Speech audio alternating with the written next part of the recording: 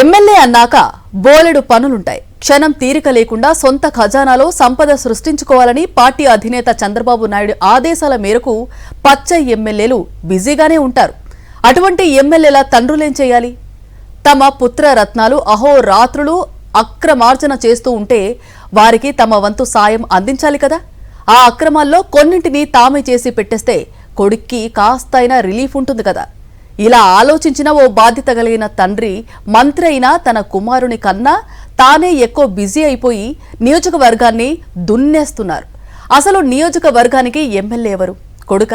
తండ్రా? తమ మంత్రి ఎవరు? తనయుడా? నాన్న? అన్న డైలమాలో ప్రజలే కన్ఫ్యూజ్ అయిపోతున్నారట. ఇక సొంత పార్టీ నేతలైతే ఏం చెయ్యాలో పాలుపోక తలలు పట్టుకుంటున్నారట. ఉమ్మడి విజయనగరం జిల్లా గజపతి నగరం నియోజకవర్గం నుంచి గత ఎన్నికల్లో కొండపల్లి శ్రీనివాస్ టీడీపీ తరపున పోటీ చేసి ఎమ్మెల్యే అయ్యారు.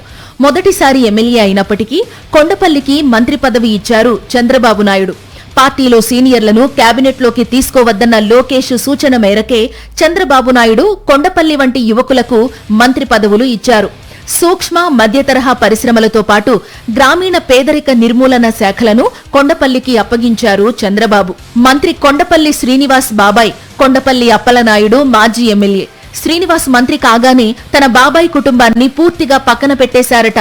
కూటమి అధికారంలోకి వచ్చిన తరువాత కొండపల్లి శ్రీనివాస్ తండ్రి కొండలరావు గజపతి నగరంలో తెగ బిజీ అయిపోయారట.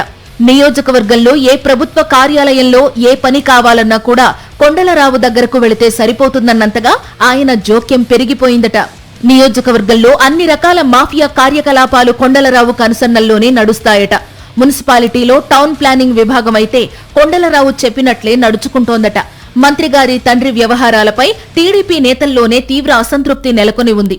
అసలు కన్నా కొసరు ఎక్కువన్నట్లు మంత్రి కన్నా మంత్రిగారి నాన్నేంట్రా ఇలా తగులుకున్నారు అని పచ్చ పార్టీలోని పైరవీకారులు కూడా తిట్టుకుంటున్నారట. బాబాయ్ కొండపల్లి అప్పలనాయుడుతో పాటు ఆయన వర్గాన్ని కూడా మంత్రి పక్కన పెట్టడంపై విమర్శలు వెల్లువెత్తుతున్నాయి. అప్పలనాయుడి అనుచరులను పక్కన పెట్టడంతో పార్టీ రెండుగా చీలినట్లయిందన్న ప్రచారం జరుగుతోంది. కొండపల్లి శ్రీనివాస్ శ్రీకాకుళం జిల్లాకు ఇన్ఛార్జ్ మంత్రిగా ఉన్నారు. అంచేత శ్రీకాకుళం జిల్లాలోనూ రకరకాల అక్రమాలకు మంత్రి పేషి నుండి ఆదేశాలు వెళ్లిపోతున్నాయట. శ్రీకాకుళం జిల్లాలోని రైస్ మిల్లర్లంతా కూడా తమ మిల్లుల్లో ఉత్పత్తి అయ్యే ఊకను కేవలం మంత్రి పేషి చెప్పిన వారికే అమ్మాలని షరతులు విధించారట. దీంతో మిల్లర్లు కూడా లబోదిబోమంటున్నారట. అంతేకాదు శ్రీకాకుళం జిల్లాకు చెందిన మంత్రి అచ్చెన్నాయుడు కుటుంబము వారి బంధువులది కూడా రైస్ మిల్లుల వ్యాపారాలే కావడంతో కొండపల్లి శ్రీనివాస్ వ్యవహార శైలిపై అచ్చెన్నాయుడు కూడా మండిపడుతున్నారట. కొండపల్లి శ్రీనివాస్ వ్యవహారాలతో పాటు ఆయన తండ్రి కొండలరావు నియోజకవర్గాన్ని ఎలా పీక్కుతింటున్నారో అచ్చెన్నాయుడు పార్టీ అధినేత చంద్రబాబు నాయుడుకి ఫిర్యాదు చేశారట. కొండపల్లి శ్రీనివాస్ ఆయన తండ్రి కొండలరావుల అక్రమాల చిట్టాను బాబు ముందు ఉంచారట. ఈ నేపథ్యంలో చంద్రబాబు నాయుడు ఓ సందర్భంలో మంత్రి కొండపల్లి శ్రీనివాస్ పై సీరియస్ అయినట్లు లీకిపించుకున్నారు. ఒక పక్క తన తనయుడు నారా లోకేష్ ఏం చెబితే దానికి తలాడిస్తున్నారు చంద్రబాబు నాయుడు.